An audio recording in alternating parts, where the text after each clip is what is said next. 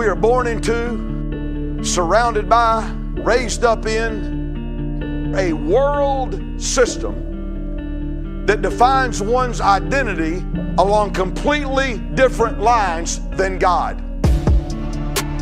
Especially if you're born again.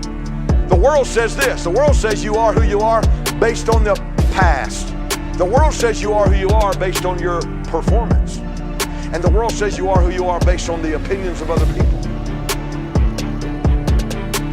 In other words, for many of us tonight, there's somebody out there, or some bunch of somebodies out there, that it's what they think that matters. And here's what you're thinking. Whether you articulate this or not, it's in your subconscious. If they love me, I'm lovable. But if they reject me, I ain't worth loving. I got to measure up in their eyes. And so you know what?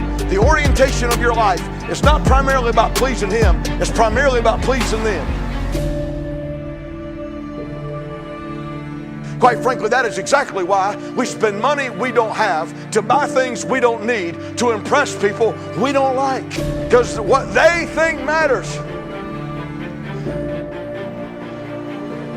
Yeah, I'll tell you who some of the they is that has the greatest influence on most of us.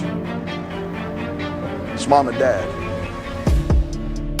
See, some of y'all didn't grow up in a house like I grew up in, where they told you that you were a blessing from God and a gift from God, and that you could do great things for the Lord. You didn't grow up in that kind of environment.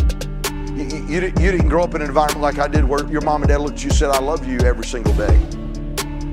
You didn't grow up in that. Some of you grew up in an environment where they told you that you were a mistake and they didn't plan you, and you're a waste of good space and air, and you break everything you put your hands on. You're a dummy, you're an idiot, and you cost too much money, and all these other things. Dummy, stupid, idiot, you heard that all your life. Some of you grew up in that. And now here you are. Let's say you're going through an average day and you make a mistake. Now, I'm not talking about a sin. I'm talking about a mistake, a goof, a blunder. You drop a plate and break it. You sit on your glasses. Man, all of a sudden, your limbic system kicks in and your adrenal glands start pumping, and it's almost like you're transported back to being that 5-year-old in that house.